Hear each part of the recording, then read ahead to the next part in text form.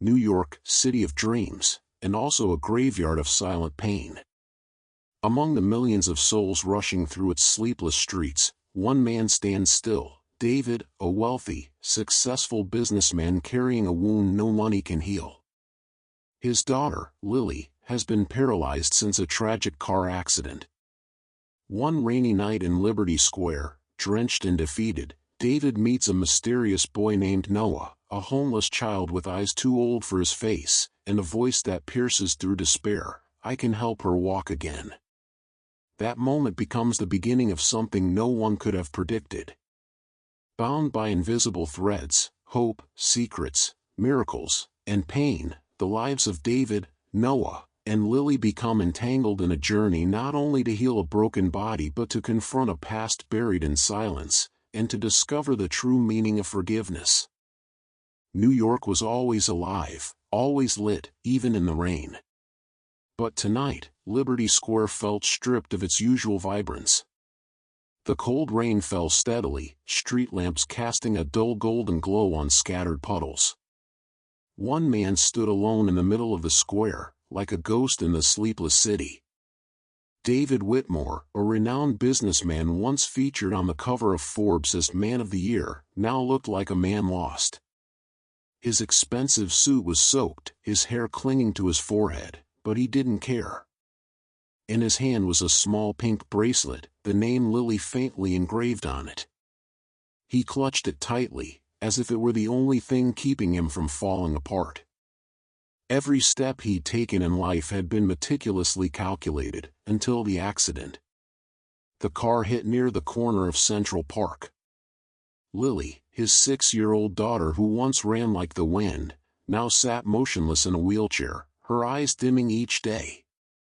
The doctors had told him her spinal cord was permanently damaged. No hope. No miracle. David had tried everything. The best doctors in the world, surgeries costing millions, cutting-edge technology. But nothing changed. And tonight, he stood here in the rain, where Lily used to play, desperately hoping that something, anything, might happen. A sign. A miracle. Someone. I can help her walk again.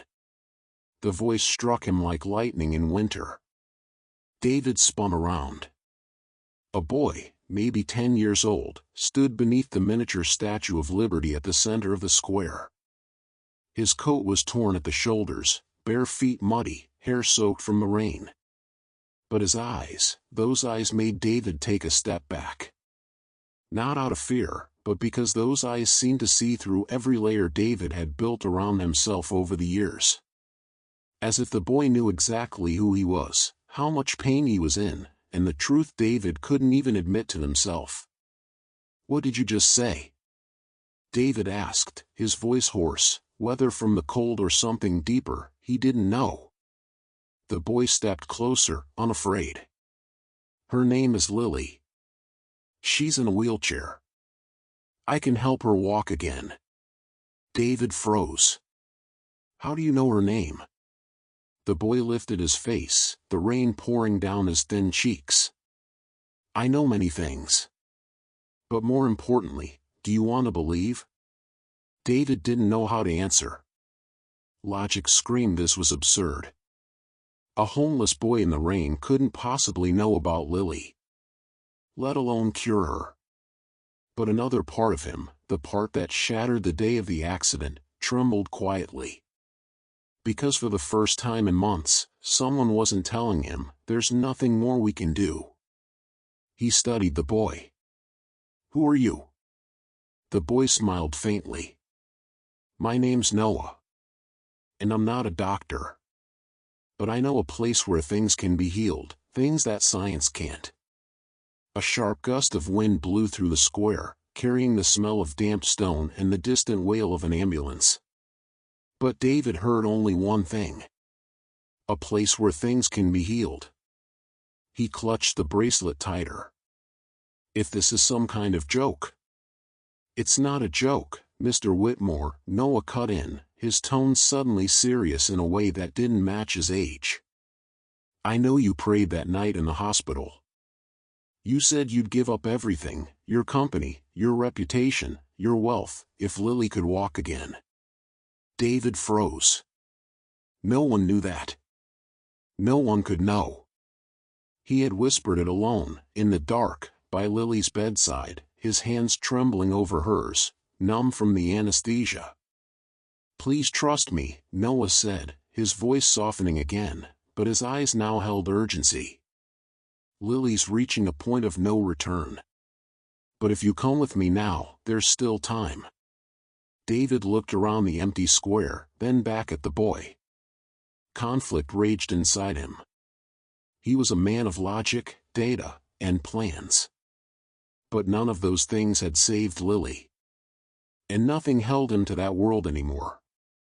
Only her. He nodded. The atmosphere in David Whitmore's Manhattan penthouse was taut with silence, the kind of silence that presses on the chest like a weight. Rain beat steadily against the floor-to-ceiling windows, but inside, no one spoke. David sat in a high-backed leather chair near Lily's bed, his gaze fixed on her motionless legs. A week ago, he wouldn't have let a stranger within 10 feet of her. But now, the boy named Noah was standing beside her, his small hand resting gently over her ankle. David wasn't sure if it was desperation or madness that had made him allow this. He had spent millions on specialists, flown doctors in from Switzerland, Japan, Israel. All of them had said the same thing: the spinal damage was irreversible. Lily would never walk again. And yet, the night Noah appeared in the rain-soaked square, saying, "I can help her," something in his eyes had made David pause. There had been no pleading, no showmanship. Just quiet certainty. Now, Lily stirred. It was the smallest of movements, a twitch in her right foot. But David saw it. His breath hitched. "Lily," he whispered, standing up so fast the chair toppled behind him. The girl's eyes fluttered open. "Daddy. I think. I felt something," she murmured, voice hoarse from misuse. The nurse, who had been monitoring quietly from the corner, rushed forward, eyes wide. She placed her fingers on Lily's toes, testing. "Can you feel this, sweetheart?" she asked, brushing her fingertip against them. Lily blinked, then nodded, just once. It tickled. David's legs gave way, and he sank to his knees beside her bed, one hand clutching the frame, the other over his mouth. Noah stepped back. "It'll take time," he said quietly. "But she'll walk again." By the following afternoon, the whispers had begun. A nurse had recorded Lily's toe movement and uploaded it to a private medical forum seeking explanation. Somehow, the video leaked. It was only 30 seconds long, but within hours, news outlets picked it up. Headlines flashed across the city: "Paralyzed heiress shows signs of recovery after meeting with mysterious boy." Then came the moniker, the healing boy. Reporters camped outside the penthouse. They wanted to know who Noah was. Where had he come from? How could he do what no team of experts had managed? In a time starved for hope and riddled with cynicism, Noah became a lightning rod. Dr. Evelyn Carter, Lily's primary neurologist, stared at the scans in disbelief. "This makes no sense," she said, pointing at Lily's latest MRI. "There's no new surgical intervention. No stem cell therapy. Nothing we've done medically explains this nerve reconnection." And yet, she shook her head, trailing off. David, exhausted but alert, leaned against the wall. "You're saying she's healing?" "I'm saying, something is happening. Something I can't explain." David hesitated, then asked, "Is it possible that it's real?" Dr. Carter finished for him. "It shouldn't be. But I can't deny what I'm seeing. The question is, who is this boy? And how did he do it?" Meanwhile, the public devoured every scrap of information available. bloggers speculated that Noah was an alien. Evangelical groups called him a messenger of God. Skeptics dismissed it all as an elaborate hoax staged by a billionaire desperate for attention.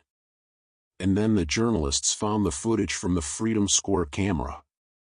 It showed David standing alone in the rain, when a boy, barefoot, wearing a tattered hoodie, approached and spoke. Though there was no sound, the image of David falling to his knees afterward sent social media into overdrive. The boy who made a billionaire kneel. Inside the penthouse, David watched the media frenzy unfold with a storm in his chest.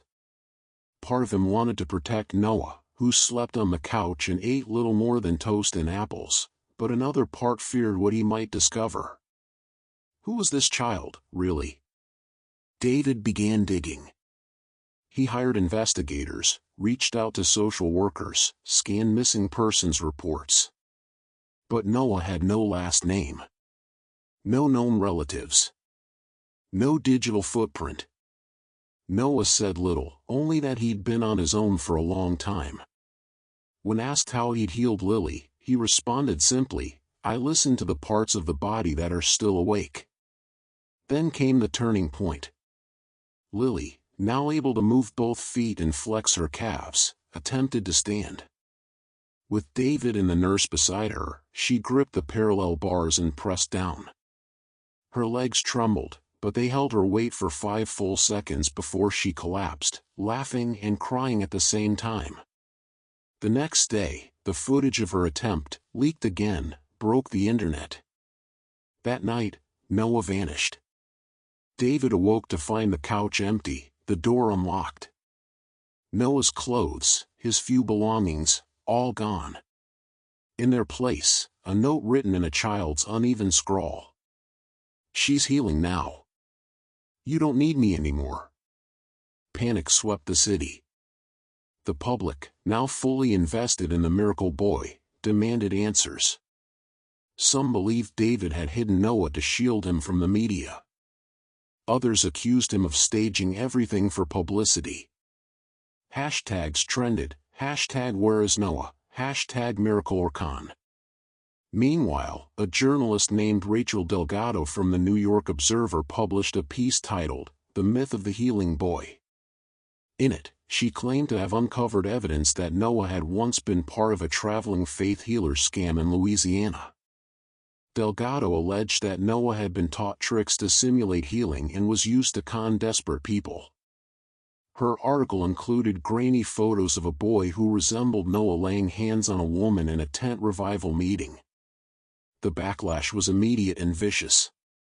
Supporters of Noah accused Delgado of slander.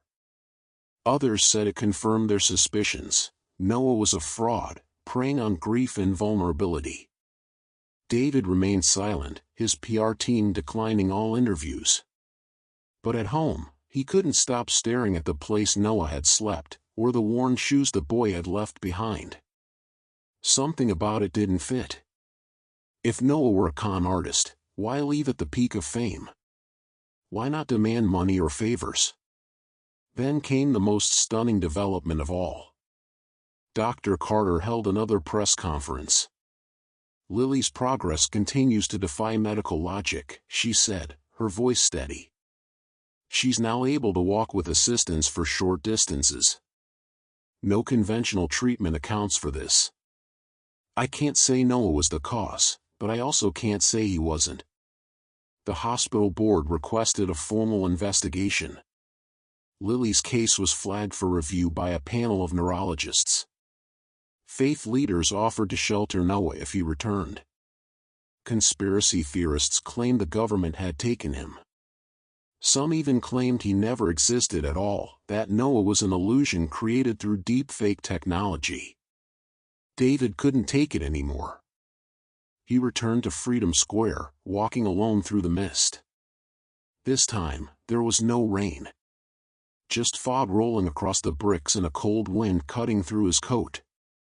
He stood in the same place where Noah had once appeared. "Where are you, kid?" he whispered. No answer. But somewhere deep inside, David no longer needed one. He remembered the moment Lily's toes twitched. The tears in her eyes when she took her first unsteady steps. That wasn't a trick.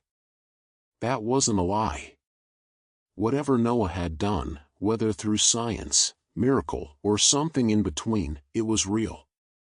And now the world had to choose, to believe, or not. David sat alone in his study, the dim light casting long shadows across the room. The silence was oppressive, broken only by the occasional rustle of papers as he sifted through old company records. His hands trembled slightly, a mixture of anticipation and dread coursing through him. He had instructed his assistant to retrieve all documents related to a specific incident from years ago, a car accident involving a company vehicle. At the time, it had been handled swiftly, with a settlement paid out and the matter quietly closed. But recent events had stirred something within David, prompting him to revisit the past. As he delved deeper into the files, a particular report caught his eye. The details were chillingly familiar. A company truck, driven by an employee named Mark Thompson, had veered off the road, colliding with another vehicle. The occupants, a young couple and their child, had perished, except for the boy who had miraculously survived. David's heart pounded as he read the names, Michael and Sarah Anderson, and their son, Noah. A cold sweat broke out on his forehead. Could it be the same Noah who had recently entered his and Lily's lives? The boy who had shown an uncanny ability to connect with Lily, to bring hope where there had been none? The realization hit David like a punch to the gut. The accident that had taken Noah's family and left him orphaned was caused by his company's negligence. Worse still, David had authorized a settlement that ensured the incident remained out of the public eye. David leaned back in his chair, the weight of guilt pressing down on him. He recalled the day of the accident, how he had been briefed by his legal team and advised to settle quickly to avoid negative publicity. At the time, it had seemed like the pragmatic choice. But now, with the knowledge that Noah had not only survived but had become an integral part of his daughter's recovery, the decision haunted him. He thought of Lily, her laughter returning, her eyes sparkling with life once more. And Noah, the boy who had brought that joy back into their lives, unaware of David's role in his family's tragedy. David faced an agonizing choice, to confess the truth to Noah and risk losing the fragile happiness they had found, or to remain silent and carry the burden of guilt alone. Unable to bear the weight of his thoughts, David sought out his longtime friend and confidant, Margaret, a retired judge known for her wisdom and integrity. They met at a quiet cafe, the hum of conversation providing a backdrop to their intense discussion. "Margaret," David began, his voice heavy with emotion, "I've discovered something terrible.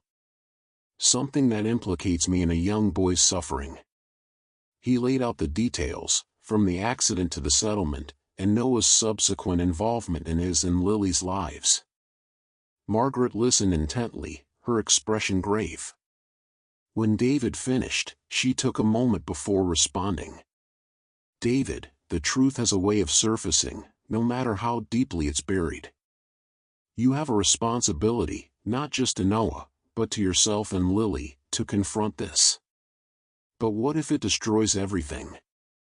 David asked, desperation creeping into his voice. "Then it does," Margaret said gently. "But at least it will be built on honesty, not lies." That evening, David invited Noah to his study. The boy entered, his demeanor calm but curious. "Is everything all right, Mr. Blake?" Noah asked. David gestured for him to sit. "Noah, there's something I need to tell you. Something about the accident that took your parents." Noah's eyes widened slightly, but he remained silent. David took a deep breath. "The vehicle that caused the accident belonged to my company. I authorized a settlement to keep the matter quiet. I didn't know about you at the time, but that doesn't excuse my actions." A heavy silence settled between them.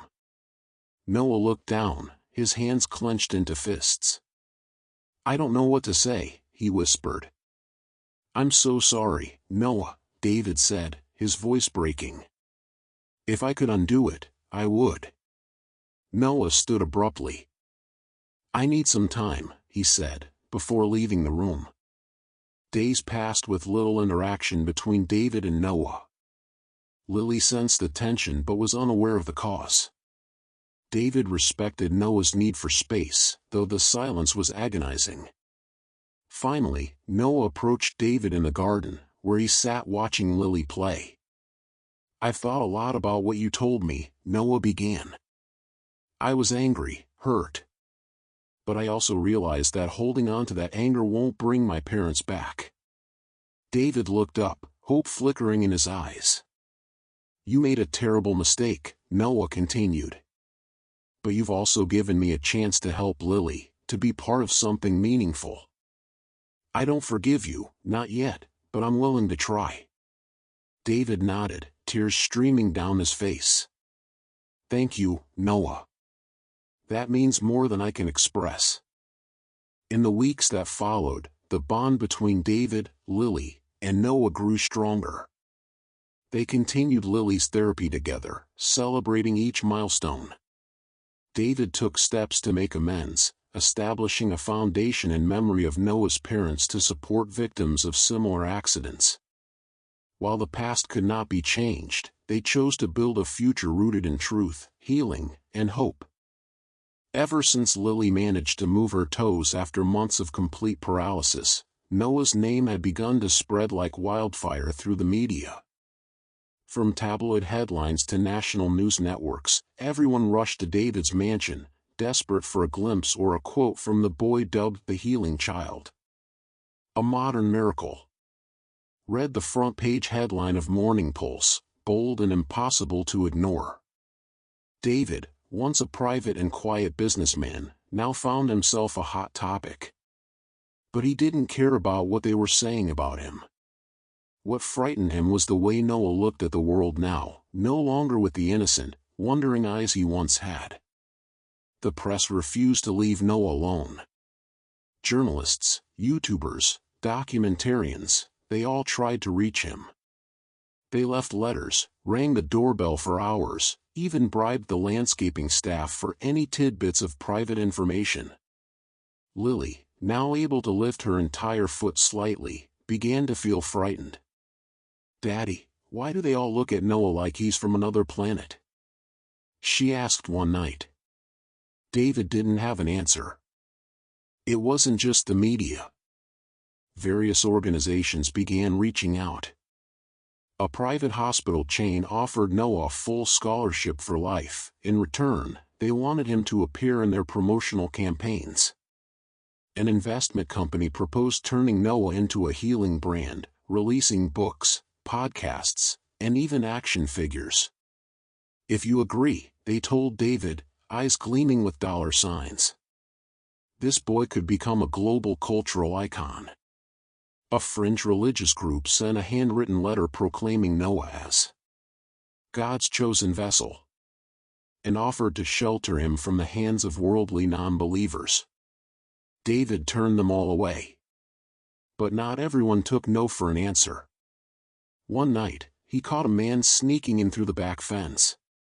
The security team detained him, and the intruder confessed he was a spiritual researcher who wanted to study Noah's biological signatures. In his bag was a vial and a syringe. That incident forced David to hire private security for both Lily and Noah. A rotating team of guards now protected the estate around the clock. Despite the heightened protection, the peace that once reigned over the mansion was gone. Noah could no longer go for walks in the park. He became quiet, withdrawn, wary. When David asked him how he felt, Noah answered simply, "I don't understand. Why don't they look at me like a normal person?" David clenched his hands. The boy who once laughed freely was now surrounded by eyes that wanted to use him or own him. Then came the worst. One night, David received an anonymous letter. Inside was a grainy photo of Noah taken from afar, clearly through a long lens, and a note formed from clipped magazine letters. "If you don't want to lose another loved one, let the boy go." The police were brought in, but there were no fingerprints, no camera footage, no leads. Whoever it was, they were careful. David felt like he was trapped in a nightmare with no way out. Amid the growing frenzy, an anonymous blogger dropped a bombshell. They revealed that the vehicle responsible for the accident that killed Noah's family and left Lily paralyzed belonged to David's company. Social media erupted. Some called Noah a tool of redemption, while others accused David of exploiting the boy to sanitize his image. The comments were vicious, relentless. David was forced to hold another press conference, this time not to promote hope or healing, but to confess a truth he had once only whispered to Noah in secret. Now, the world knew everything. Shares in his company plummeted. The board of directors was furious. One member said bluntly, "You might want to atone for a boy's pain, but you're dragging an entire corporation down with you."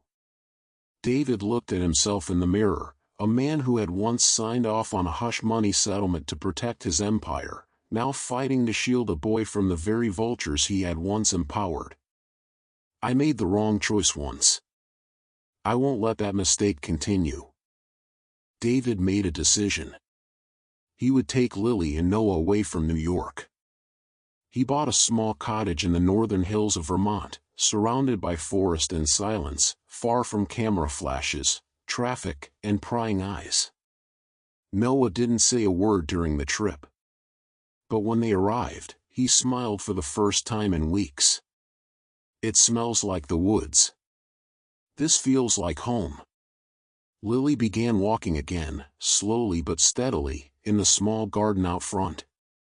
Noah taught her how to follow the wind to find her way, not with her eyes, but with her senses. David, now waking early every morning to brew tea and sit on the porch, watched the children play. He knew the media wouldn't stop searching. But for now, he saw something priceless, light returning to Noah's eyes. And for him, that was enough. The snow had begun falling before midnight, silently covering New York City in a thick white veil. Under the dim yellow streetlights, the city seemed to hold its breath. It was one of those rare nights when even time seemed reluctant to move forward. The Brooklyn Bridge stretched out into the quiet darkness, its arches ghostly silhouettes against the snow-heavy sky. Noah's small frame stood near the edge, his hands gripping the cold metal rail. The wind whipped around him, flinging snowflakes like tiny blades against his skin. But he didn't move. He didn't shiver. The cold outside could not compare to the coldness inside his chest. He had run. After overhearing a phone call David didn't know he'd left on speaker, words that confirmed what some part of him already suspected. "Yes, it was our company vehicle. And yes, I authorized the settlement. I had no idea at the time who those people were." Those people. His parents. His sister. Gone. The truth had found its way into his ears like poison, unraveling every thread of trust he had painstakingly woven with David. Noah had packed a backpack with trembling fingers, not even bothering to zip it properly. He slipped out of the Vermont cabin while everyone was asleep, leaving behind warmth, hope, and something dangerously close to love. He had taken a bus. He didn't even know why. Maybe because he wanted to go back to the beginning. Maybe because the Brooklyn Bridge had been the place his family last visited together. Maybe because he needed to stand on the edge of something, to feel how easy it might be to let go. David found the note only after he saw Lily crying. "He's gone," she whispered, holding out a crumpled sheet of paper. In Noah's shaky handwriting, "I'm sorry. I shouldn't have trusted you." David's heart sank. Not in shock, but in shame. He had known this day might come. He just hadn't expected it to hurt this much. He drove through the storm, hands shaking on the wheel. Every mile toward the city chipped away at his composure. He called every contact, pulled traffic footage, bribed a terminal guard at the bus station. And finally, he found a witness who said they saw a boy walking toward the Brooklyn Bridge. When David arrived, he saw Noah's silhouette against the swirling snow. He slammed the car door and ran. "Noah," he shouted, voice cracking. "Noah, please." The boy didn't turn. David's breath came in heaving gasps as he approached. He slowed when he saw how close Noah was to the ledge. One wrong move, and he could. "Noah," David said, this time softer. "Please, don't." Noah finally looked back. His eyes were glassy, red. Not from the cold, but from holding back tears too long. "You lied to me," Noah said. "You let them die, and then you pretended to care." David dropped to his knees on the snow-slicked bridge. "I didn't know who they were," he said, voice raw. "But I knew someone died. And I signed the paper. I buried it. Because I was a coward." Snow landed on his eyelashes, melted on his cheeks, or maybe those were tears. "I've never cried for myself before," David whispered. "Not when I lost my parents, not when my wife left, not even when Lily was paralyzed. But tonight, I am crying for me. For what I've done. For what I took from you." The silence that followed was long and sharp. The wind howled through the cables of the bridge like the wail of a grieving mother. Noah took a step away from the ledge. Then another. And then, he ran into David's arms. "I miss them every day," the boy sobbed. "I don't know how to stop missing them." David held him tighter than he'd ever held anyone.